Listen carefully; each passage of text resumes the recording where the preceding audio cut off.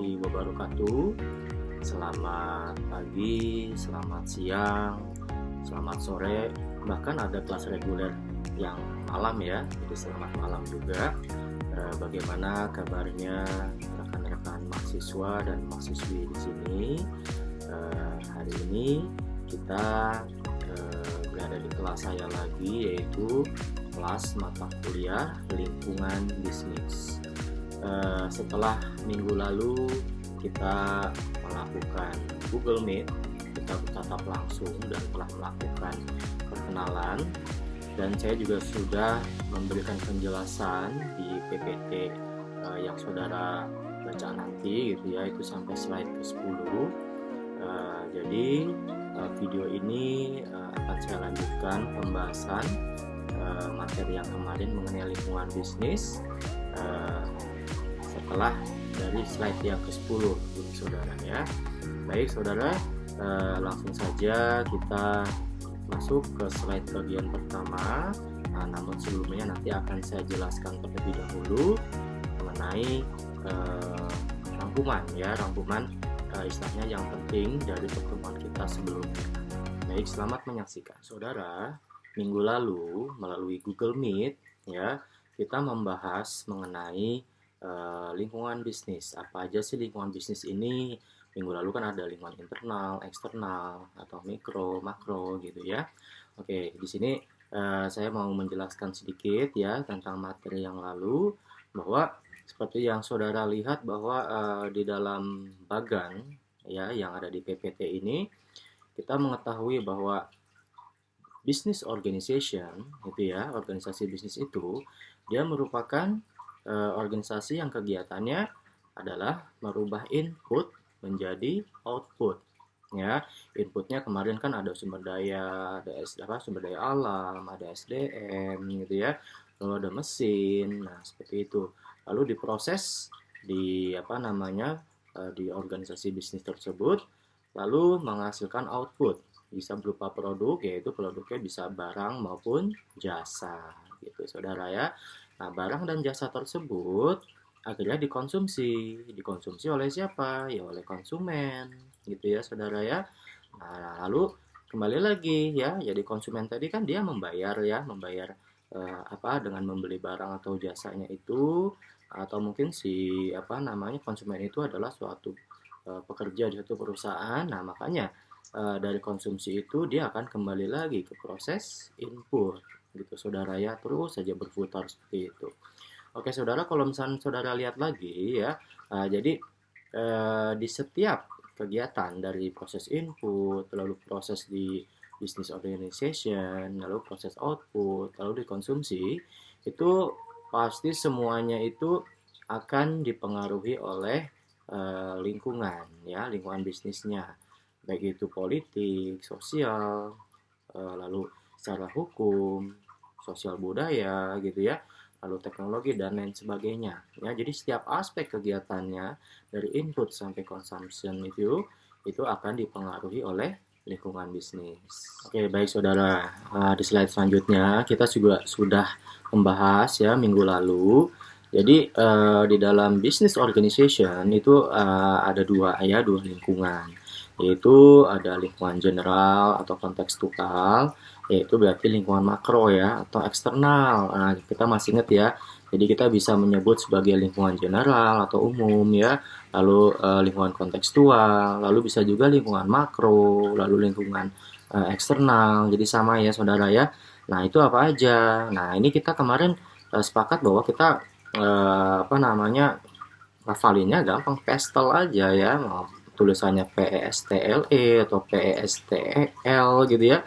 Nah, intinya apa isinya? Yaitu P, politik, E-nya ekonomi, S-nya apa?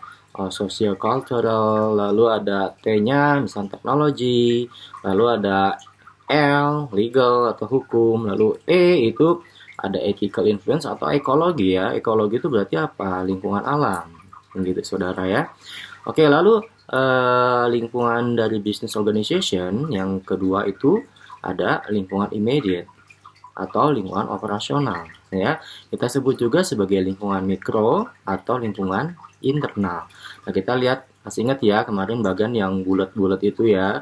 Nah itu kan di sekeliling perusahaan kita ini ada siapa aja, ada supplier, lalu ada competitors ya, lalu ada labor market ya, jadi labor market itu SDM-nya gitu ya, lalu ada financial institution, nah lalu ada kemarin pendatang baru gitu ya, nah masih ingat ya.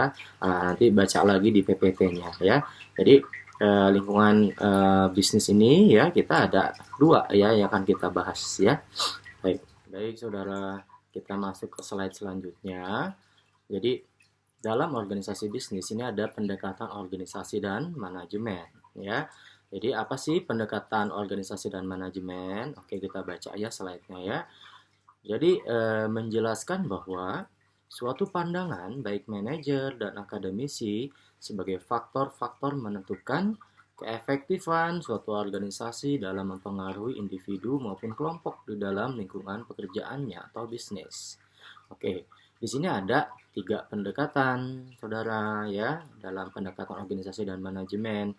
Yang pertama ada classical approach, lalu ada the human relations approach, lalu ada the system approach. Ya, oke kita baca satu-satu. Apa sih penjelasannya tentang the classical approach? Jadi, the classical approach pada dasarnya memandang bahwa organisasi sebagai struktur formal ya yang diciptakan untuk memperoleh beberapa tujuan dari suatu manajemen. Dengan mengidentifikasi prinsip-prinsip manajemen, mempercayai bahwa suatu organisasi dapat memperoleh tujuannya dengan lebih efektif. Jadi begitu saudara ya. Jadi classical approach penjelasannya memang klasik ya. Klasiknya dari sisi apa ya? Memang suatu organisasi itu dia struktur gitu ya, struktur yang formal gitu ya. Dan tujuannya apa? Ya memang ada beberapa tujuan dari sisi manajemennya, misalkan untuk mencari laba atau ingin membantu masyarakat dan lain sebagainya gitu ya. Oke, lalu ada pendekatan yang kedua yaitu the human relations approach ya. Human relation approach, jadi ada hubungan manusia, pendekatan hubungan manusia di sini ya. Kita baca ya penjelasannya. Jadi the human relations approach dia menekankan pentingnya manusia dalam situasi kerja. Nah jelas ya manusia gitu ya. Pengaruh kepada sosial dan faktor psikologi yang membentuk perilaku organisasi. Teori sumber daya manusia mengfokuskan pada motivasi individu, kepemimpinan, komunikasi, kedinamisan kelompok, serta menekankan pada suatu hubungan yang terjadi pada struktur formal. Jadi di sini kita lebih memfokuskan kepada hubungan manusianya gitu saudara ya. Oke, lalu ada the system approach, pendekatan sistem. Organisasi dipandang sebagai sistem SDM yang kompleks ya. Jadi organisasi itu dianggapnya itu seperti sistem SDM yang kompleks ya, yang komplit gitu ya. Pekerjaan dan teknologi yang berinteraksi dengan lingkungan yang lebih luas, terdiri dari skala luas yang berpengaruh gitu saudara ya. Nah itu kan kita lihat dari sisi sistem. Baik saudara, di slide selanjutnya kita lihat di sini ada gambar bagan segitiga ya. Oke, bagan segitiga ini menjelaskan mengenai apa? Yaitu mengenai hierarchy of needs ya. Jadi tingkatan-tingkatan atas kebutuhan. Oke ya. Jadi dalam suatu organisasi bisnis ini ya, kan itu di dalamnya ada manusianya gitu ya, terutama SDM-nya. Nah, lalu juga kita berhubungan dengan para konsumennya, lalu ada supplier, ada pihak-pihak lain yang bekerja sama dengan kita gitu ya. Nah, itu pasti setiap manusia itu dia punya yang namanya kebutuhan ya, macam-macam kebutuhannya kayak makan, lalu ada sandang, pangan, papan gitu ya, lalu ada hiburan, nah seperti itu ya. Oke, untuk menjelaskan hierarki atau tingkatan dari kebutuhan ini ada disebut sebagai teori Maslow ya. Maslow jadi ini nama orang ya. Jadi teori Maslow itu menyebutkan bahwa central proposition was that individual seek to satisfy specific groups of needs. ranging from basic physiological requirements, example, food, sleep, sex, through safety, love, and esteem, to self-actualizations, example, self-fulfillment, progressing systematically up the hierarchy as each lower level need is satisfied. Oke, kalau kita di kelas biasanya saya akan minta, ayo ditranslate, saya tambah nilai. Cuma karena berhubung kita menggunakan video, jadi kita translate bareng-bareng ya.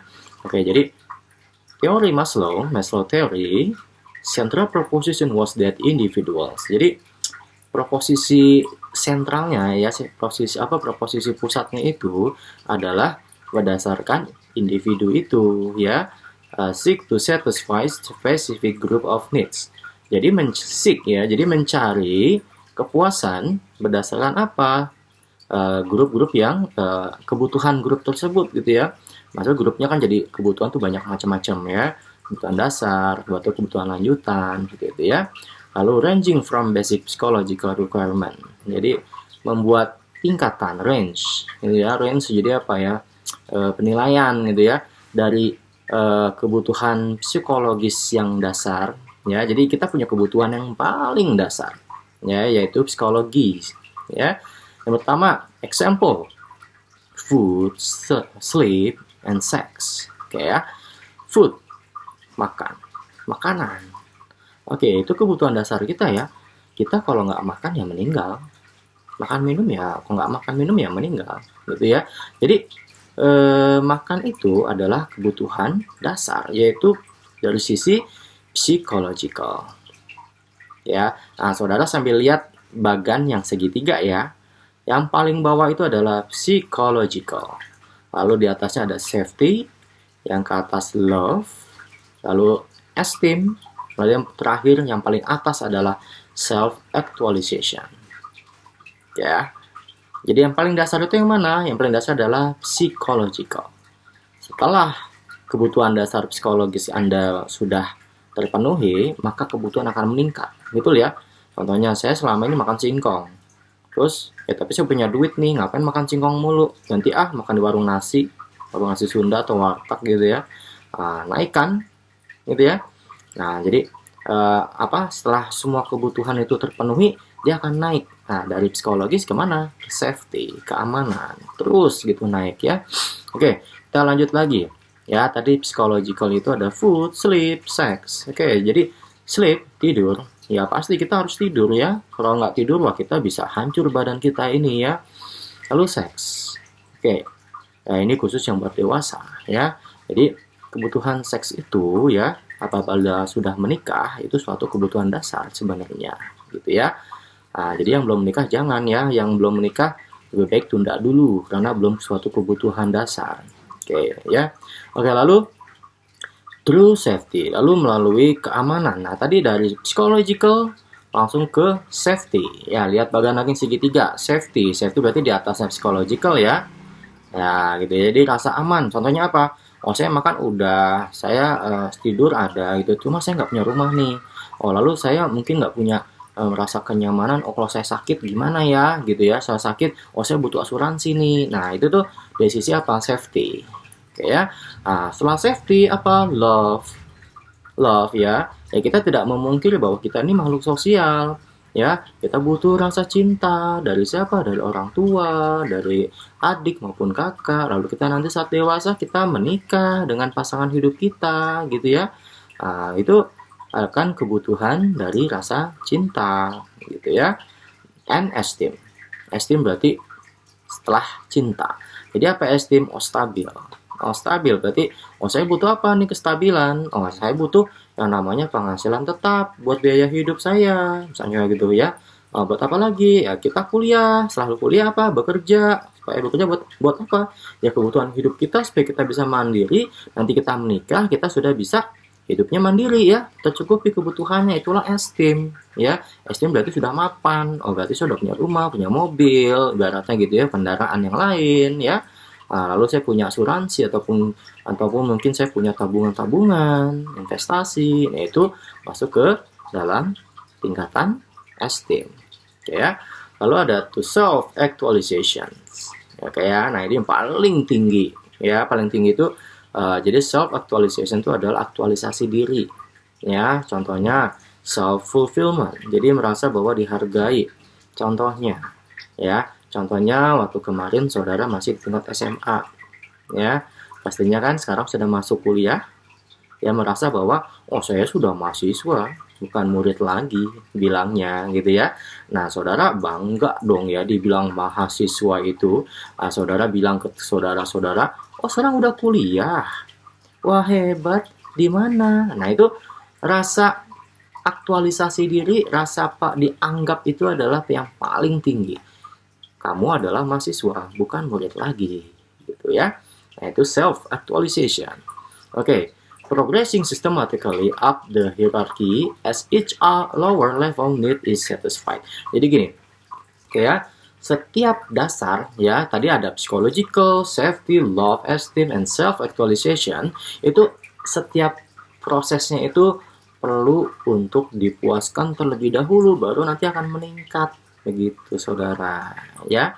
Gitu ya, itu teori Maslow. Jadi nanti kalau saya minta jelasin dong, nah saudara bisa gitu ya. Baik saudara, kita kembali lagi mengenai organisasi bisnis.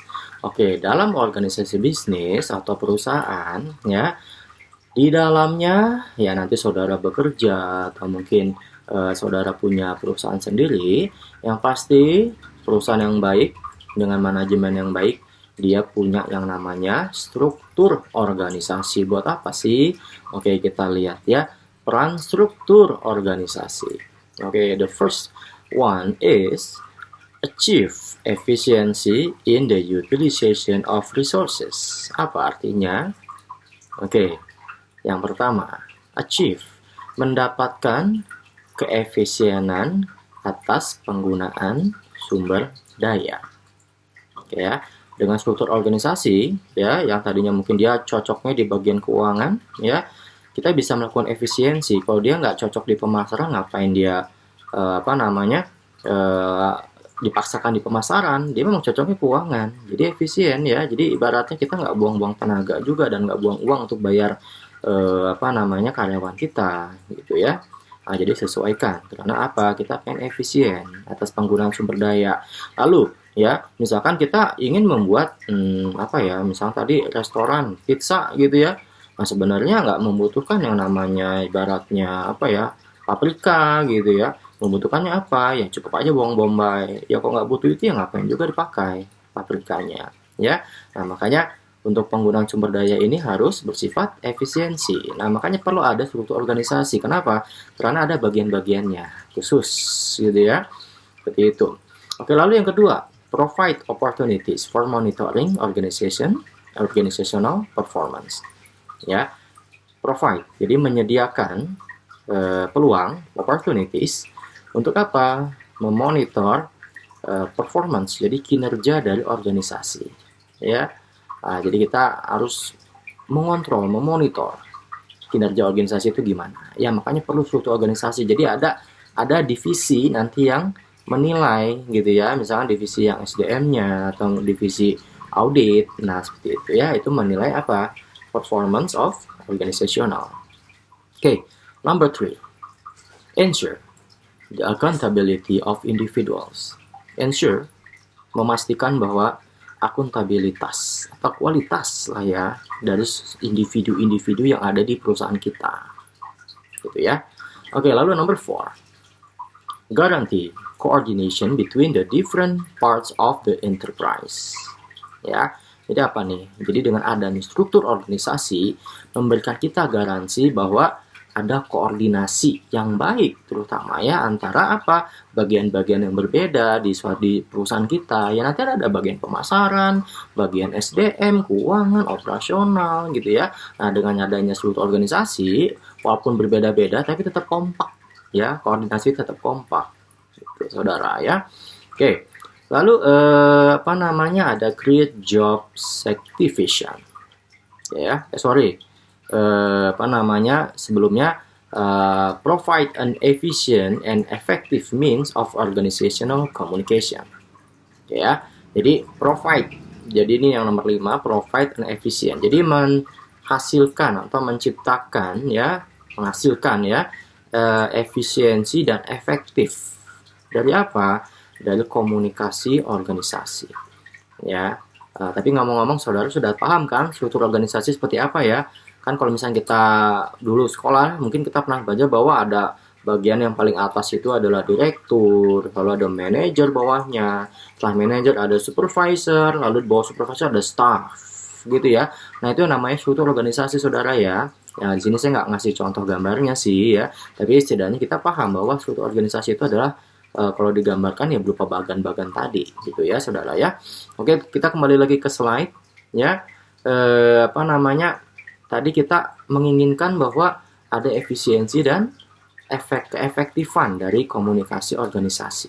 Ya seperti tadi, bagian pemasaran membutuhkan data dari bagian keuangan atau bagian operasional, itu butuh komunikasi. Ya, nanti ada mata kuliah namanya komunikasi bisnis, saudara ya. Nanti di pertengahan semester ya, nanti semester 3 atau 4 atau 5 ya, seperti itu. Oke. Lalu yang ke-6 ya, itu ada create job satisfaction including opportunities for progression. Ya. Jadi apa? Menciptakan kepuasan kerja. Jadi dengan adanya struktur organisasi diharapkan masing-masing itu merasa puas ya, karena ditempatkan di tempat yang sesuai. Gitu ya. Lalu mencakup apa? Mencakup opportunities for progression. Jadi kemungkinan atau peluang untuk apa? Progression. Jadi ada jenjang karir gitu ya, saudara ya. Oh, saya nggak mau dong di staff mulu deh ya. Saya pengen naik jadi supervisor. Ya, lihat dari bagan itu ya. Oh, supervisor udah. Oh, saya mau dong jadi manager. Ada manager udah. Oh, saya bisa nggak ya di direksi? Nah, gitu, saudara ya. Itu opportunities for progression. Okay, and the last is adapt to changing circumstance brought about by internal or external development. Oke, jadi mengadaptasi ya perubahan-perubahan apa yang mempengaruhi ya mengenai apa aja, mengenai perkembangan yang ada di dalam dalam maupun yang di luar perusahaan. Gitu ya, saudara ya. Jadi kita bisa mengadaptasi adanya perubahan-perubahan baik yang di dalam lingkungan internal kita maupun luar perusahaan kita. Kan pasti setiap saat itu pasti ada perubahan-perubahan suasana gitu, saudara ya. Selanjutnya, saudara, ini kita lihat bahwa ada ini masih berhubungan dengan organisasi bisnis, saudara ya, masih dalam perusahaan kita ya, masih di bidang struktur organisasi juga ya. Jadi individual authority relationships can be classified as line, staff, functional, and lateral, and arise from the defined pattern of responsibilities as follows. Oke ya, baik. Jadi di suatu perusahaan, ya baik kita nanti bikin perusahaan sendiri maupun nanti saudara mungkin bekerja sebagai manajer, ya. Jadi dalam perusahaan kita itu nanti ada beberapa hubungan. Ya, ini masih berhubungan dengan komunikasi bisnis ya. Pertama relationship-nya adalah line relationships. Oke, line relationships itu adalah yang namanya juga line. Ya, jadi berhubungan dengan apa? Oh, dengan yang ibaratnya saya adalah manajer, kamu adalah saya manajer pemasaran, kamu adalah manajer operasional, ya. Jadi saya berkomunikasi dengan kamu, ya, ada hubungan gitu ya. Itu yang namanya line. Kenapa? Kita sejajar sama-sama dengan sama-sama posisinya manajer. Lalu ada staff relationship. Oke, ya. Saya adalah staff bagian auditing. Ya, kamu adalah staff di bagian pemasaran. Komunikasi bisnis antara staff dengan staff atau hubungan antara staff dengan staff lagi itu disebut dengan staff relationship. Itu, saudara ya. Lalu ada functional relationships. Oke, functional relationship contohnya begini. Saudara adalah manajer bagian keuangan, ya. Saya adalah staffnya tapi bukan staff. Saya staff keuangan juga gitu ya. Saudara manajernya, saya staffnya gitu ya. Lalu saudara berkomunikasi sama saya gitu ya. Saudara jadi manajer, saya jadi staff ya.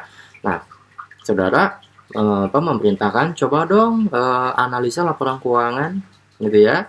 Nah, itu functional relationship. Jadi apa? Dari sisi fungsinya beda. Kamu adalah manajer, saya adalah staff. Ya, demikian juga sebaliknya. Saya melaporkan ya hasil analisa keuangan saya. Ya, saya melaporkan analisa ini ke atasan saya, yaitu kepada kamu, gitu ya. Itu juga sama. Jadi functional relationship. Ya. Lalu ada lateral relationships. Apa tuh lateral relationship? Jadi lateral relationships itu jadi antara ya. Jadi misalkan saya adalah manajer dari bagian pemasaran. Saudara adalah staff dari bagian operasional. Ya, jadi kan arahnya kayak cross gitu ya. Cross, jadi saya di bagian pemasaran, manajernya, kamu adalah staffnya di bagian keuangan atau operasional gitu ya. Nah, itu adalah kita beda bagian dan beda posisi juga gitu ya, tapi kita masih bisa tetap berkomunikasi bisnis. Nah, itu namanya dengan lateral relationship itu saudara. Kita masuk ke slide selanjutnya. Mudah-mudahan belum bosan dan belum mengantuk ya, karena hanya mendengarkan penjelasan. Oke ya. Lalu di sini ada jenis aktivitas organisasi. Oke. Number 1. By function or major purpose, associated particularly with departmental structures. Oke, jenis aktivitas organisasi yang pertama adalah berdasarkan fungsi dan tujuan utamanya, or major purpose, tujuan utama. Nah, associated berarti berhubungan dengan apa? Dengan particular. Jadi berdasarkan bagian-bagian ya yang ada di struktur organisasi kita atau departemen kita, gitu ya. Jadi by function and major purpose. And number 2, by product or service. Jadi berdasarkan apa? Berdasarkan produk dan jasanya. Oke, jadi barang dan jasa, gitu ya. Where individuals responsible for a particular product or service are grouped together. Jadi di mana individu-individu ini ya di dalam perusahaan kita ini memiliki tanggung jawab kepada bagian-bagian barang dan jasa tersebut ya, produk dan jasa, dan membuat grup, maksudnya dibuat grup gitu. Jadi maksudnya apa ya, dikelompokkan secara bersama-sama gitu saudara ya. Jadi masing-masing nanti ya, kalau misalnya saudara di bagian keuangan, produknya apa nanti? Laporan keuangan. Saya di bagian pemasaran, apa produknya? Nanti saya nanti ada barang-barang maupun jasanya apa gitu ya. Oke. Lalu ada by location. Ya, berdasarkan lokasi. Di sini based on geographical criteria. Jadi berdasarkan apa? Kriteria geografis. Ya, contohnya ya. Kenapa sih kok di Cimahi ini banyak banget pabrik-pabrik garment? Kita lihat apakah kondisi geografisnya itu cocok. Gitu ya, apakah tenaga kerjanya memang banyak di situ. Kita lihat yaitu by location. Oke, and number 4 is by common process. By common process means jadi proses yang biasa dilakukan oleh perusahaan tersebut. Ya, the example is particular skills or method of operations. Jadi skill ya, skill yang khusus ya, particular skills yang khusus gitu ya, atau metode-metode di dalam operasionalnya bagaimana gitu ya. Jadi prosesnya itu yang hal biasa itu seperti apa gitu ya. Oke, and the last is by client group.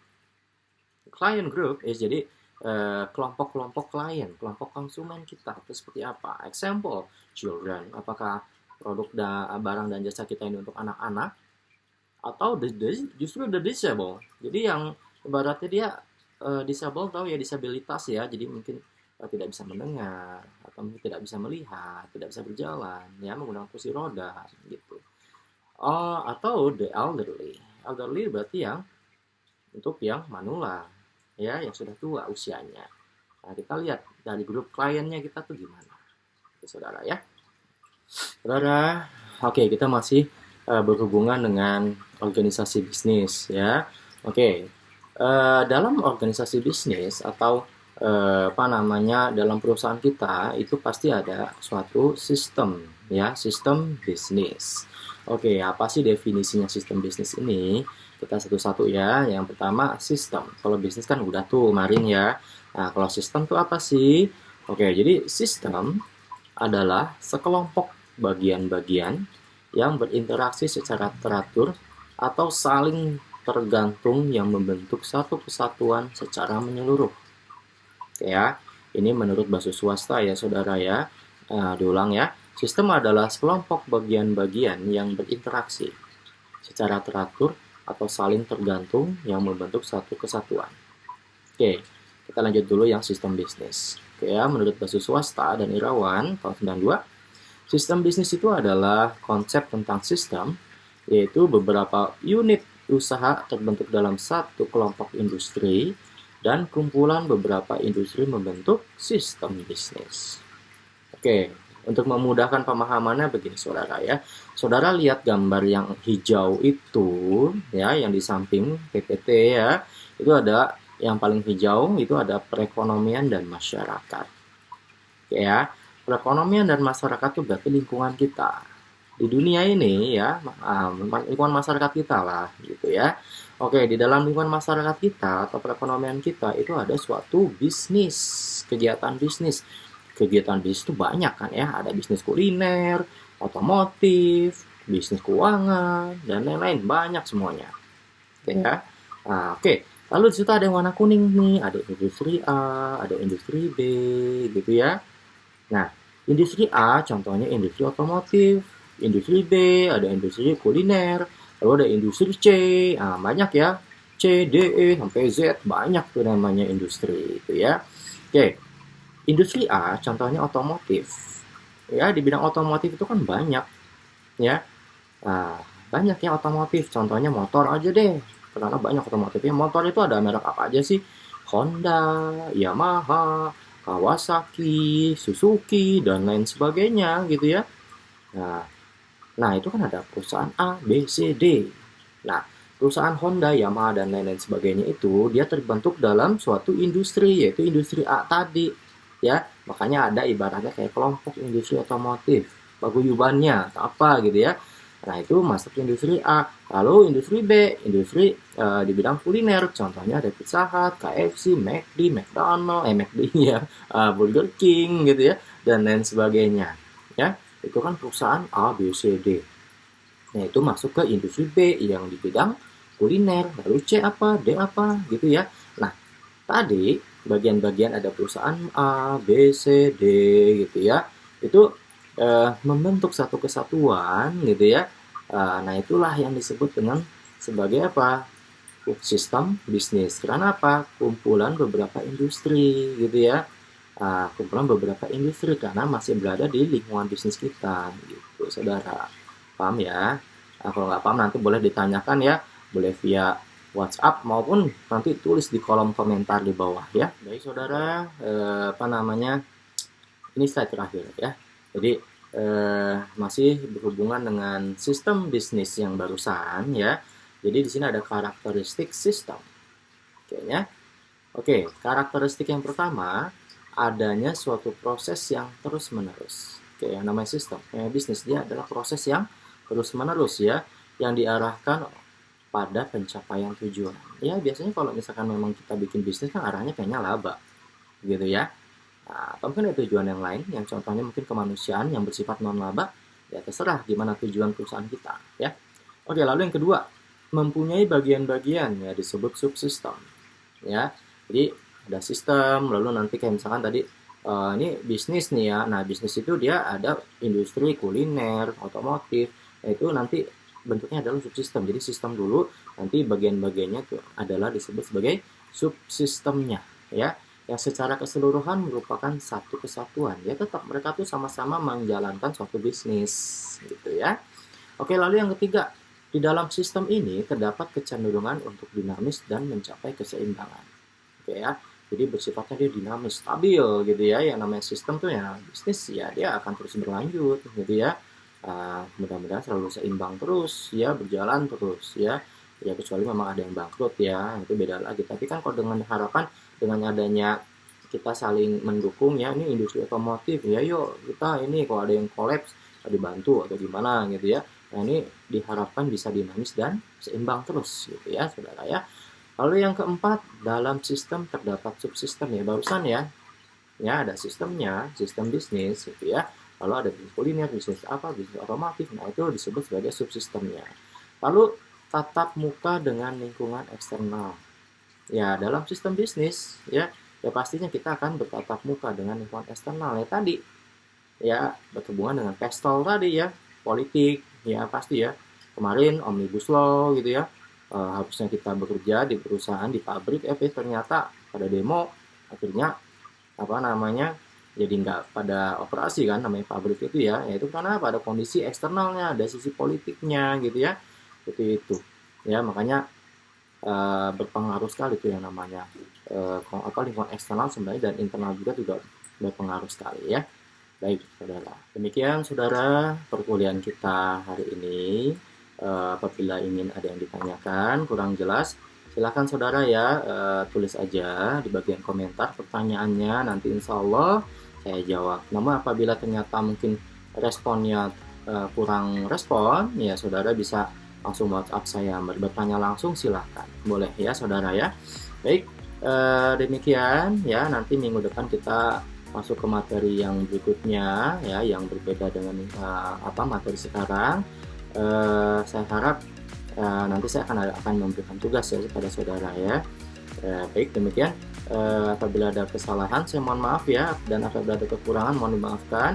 Akhir kata saya ucapkan wabillahi taufiq wal hidayah. Wassalamualaikum warahmatullahi wabarakatuh, dan selamat pagi, siang, sore, dan malam.